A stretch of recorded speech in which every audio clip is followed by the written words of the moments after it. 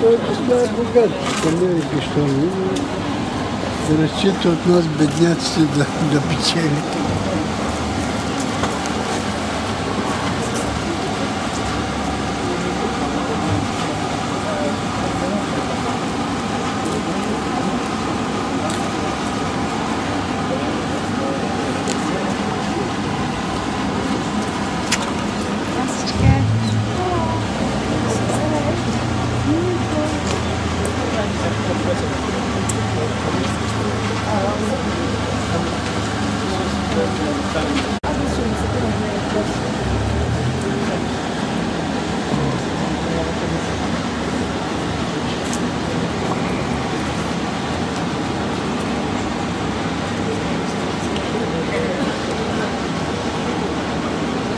Защо да отмога?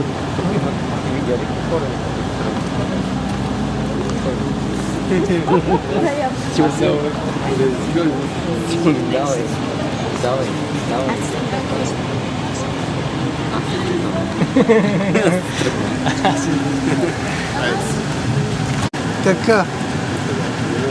Все едно, че училище. Трябва да присъстваш на лекции, иначе няма да ти подпише професора семестъра.